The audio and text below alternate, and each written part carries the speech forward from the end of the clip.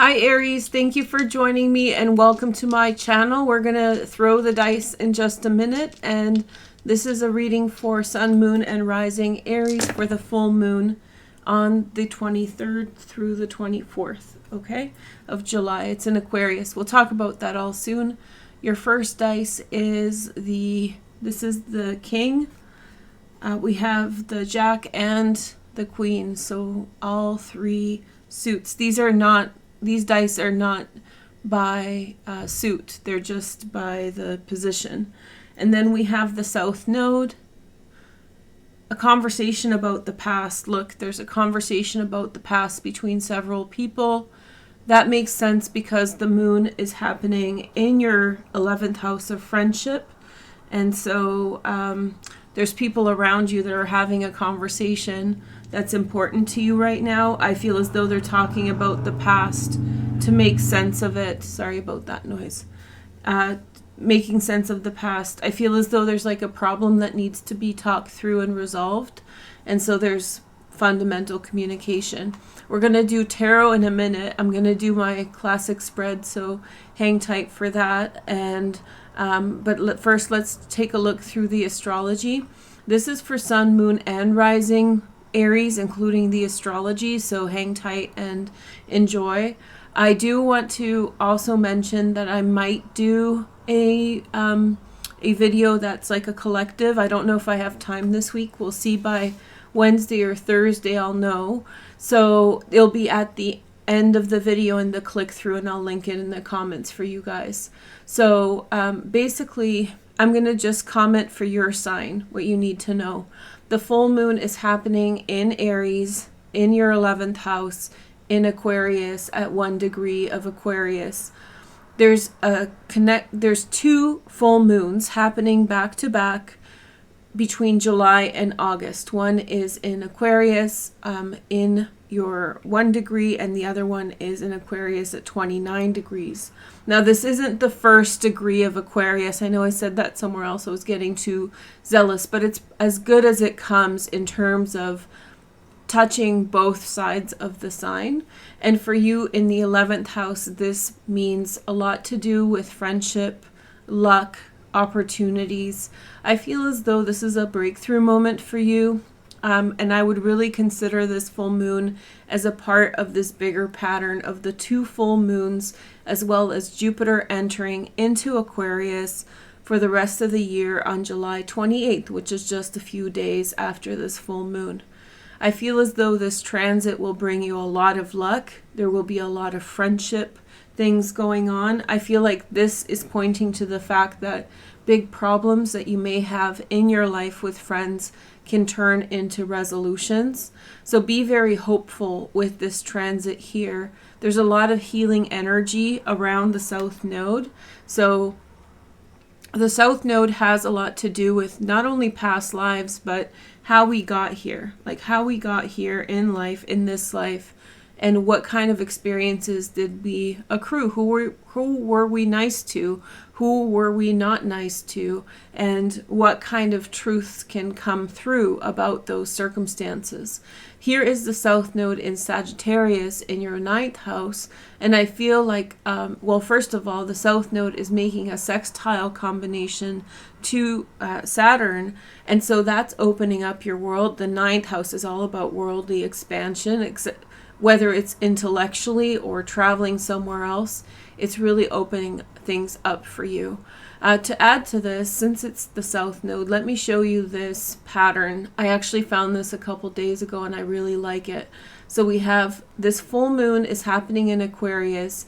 It's not necessarily conjunct Saturn, but it will be within hours after the full moon, right? So the same day. The moon moves very quickly through every sign. So Saturn is also the ruler of Aquarius. It's the traditional ruler of Aquarius. So the ruler is in the same house as, or in the same sign as the moon. And so the South Node, which we just rolled, is making an aspect to Saturn, which is making an aspect to Chiron in Aries that has recently gone retrograde. That's making an aspect to the North Node. All of these aspects are sextiles. So there's a real opening up And with Chiron retrograde, there was a massive frequency of healing. Maybe not necessarily the moon itself, but through transits that are peripherally attached to it. And when you look at it through the bigger picture of Jupiter in Aquarius, of the second full moon in Aquarius on August 22nd, we're looking at transformational moments, big steps forward. And I can see you really, resolving things with other people at this time and moving past things that held you back. This could be in things like family, but we have here more of a social setting. So resolving circumstances through communication with other people and being set free. The other ruler of this eclipse, of this full moon, it's not an eclipse, is Uranus here in Taurus. And if you've watched some of my videos recently, I've been very excited about the fact that Uranus is now sort of free and clear of negative energies like Lilith. So now Uranus in your second house of money is really going to shine. And like I said elsewhere, Uranus has been sort of debilitated. And I know that's a technical term for the sign position, but it's been debilitated by the other transits that have been alongside of it for the entire process of its journey in Taurus up until this point.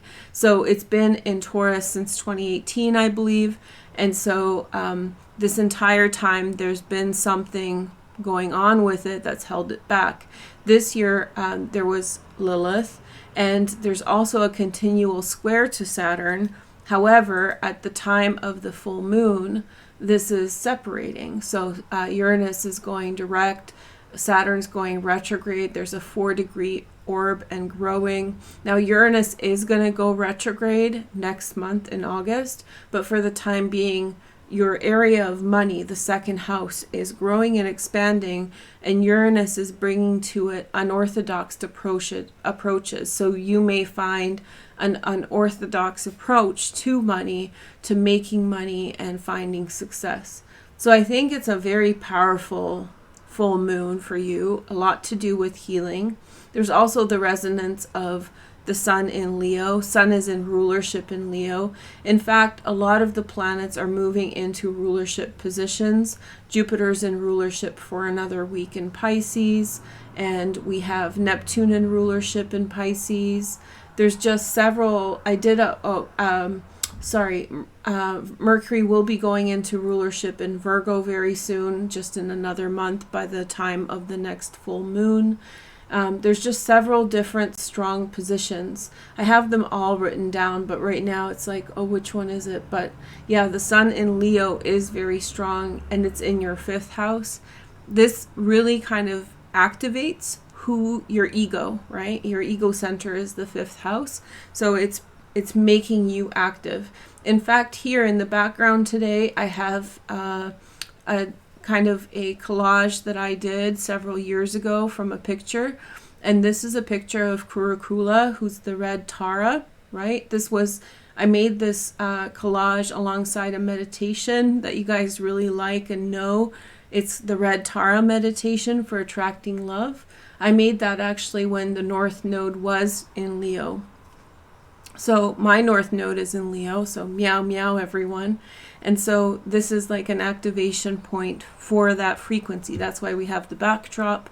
It's connected to the sun in Leo. I feel like that's a very healthy push forward for you at this time. So I hope you enjoyed this kind of chatty astrology overview. Maybe I can do some tarot with you guys, and we can see what kind of frequency this brings, okay? So let's see what's going on for Aries. So in other words, let me be more clear. I feel as though with Uranus in the 2nd house being less obstructed by other transits, there's going to be financial opportunities that are coming into your life. There's going to be more diversity and dynamicism, more dynamic. The 2nd house is going to be more dynamic. There's going to be more variance.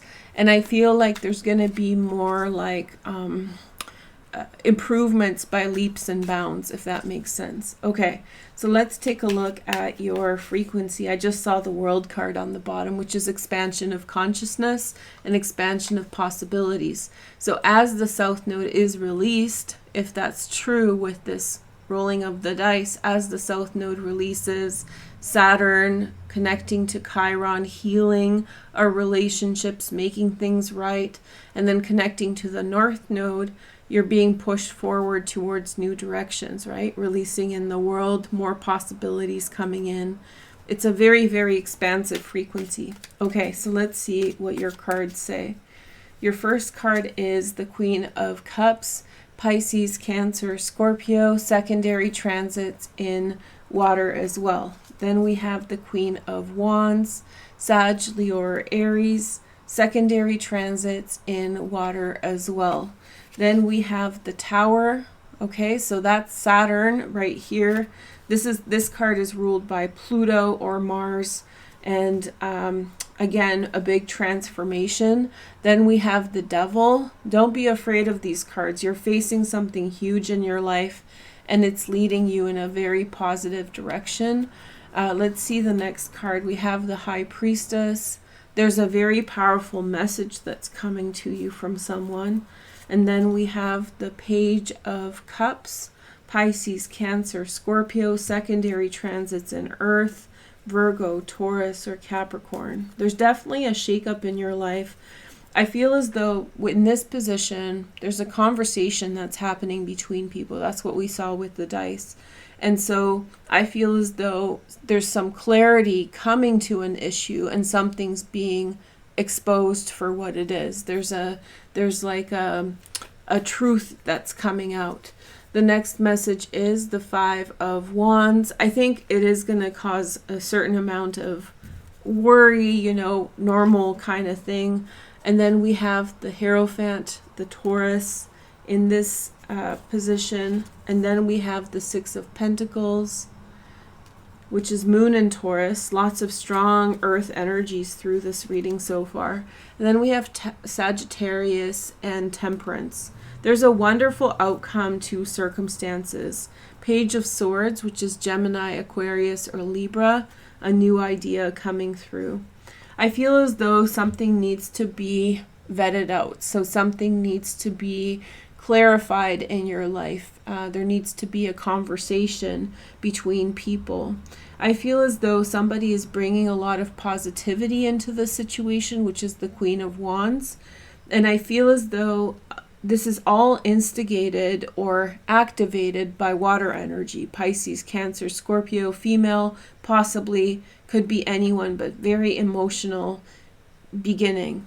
Now, at the center of the situation is the Devil. I feel like the Devil in this case is not necessarily a person, it's rather a problem that's kind of stuck. So something has gotten stuck in your social life in some way. It could be a secret, or it could be like a miscommunication between people.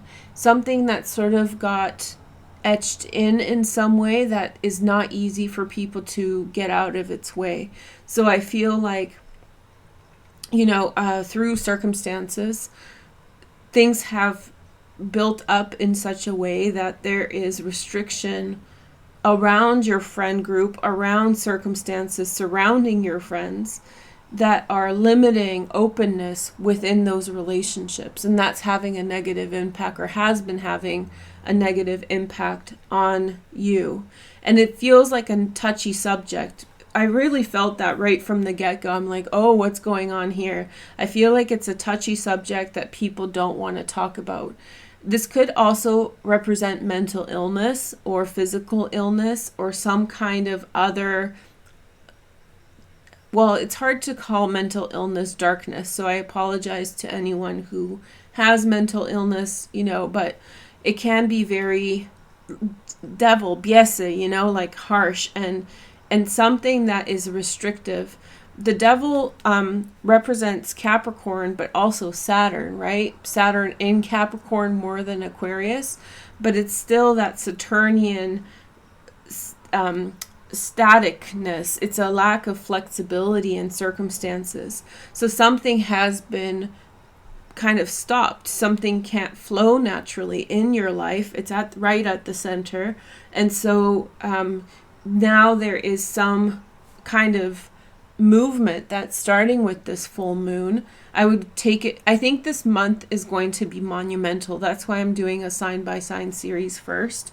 And I'll try to do a video. It's just time to do like a collective. But the point here that I'm seeing is that something's extremely stuck. It's rigid and it's inflexible. And because Chiron has gone retrograde, let me show you again. So Chiron has gone retrograde in your first house. At this time, there's like a little bit of more flexibility. Like I said before, when Chiron's direct, everything's thrown in our face. When Chiron goes retrograde, it's more internal. So people have more room to breathe. So if somebody is not willing to change so much, if somebody's being very rigid, Chiron retrograde allows them to back down, take down their walls a bit. Now, there's some new piece of information coming from the Hierophant. So if there's a Taurus involved, this is positive messages that are of a helpful nature. I feel like there's like someone who's coming to the aid of the situation. This is an authority figure, so if it's not a Taurus, it could be a counselor or somebody who works a lot with others. Even though in this position, they may not be your counselor, they may be a friend of yours.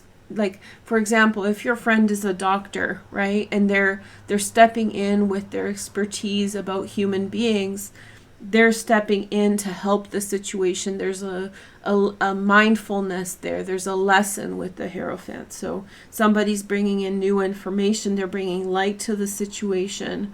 And there's definitely like walking on eggshells energy. Now, this could be friction between the Queen of Cups and the Queen of Wands. As you can see, they're looking in different directions, right? And so this is just a little guess, but the Queen of Wands could be making up untruths or colored truths, in some way. So in some way skewing the reality. And the Queen of Cups in some way could be a person who's very hurt, who could be in some way stuck in their hurt and restrictive with what they're willing to address about a situation, right? And so this has gotten very dark situation. So in other words, the inflexibility has led to human suffering. And so now that things are being pushed, that things are happening, things are moving, and there's a release with regard to the South Node, the Queen of Cups is liberated in some way, but maybe even from herself.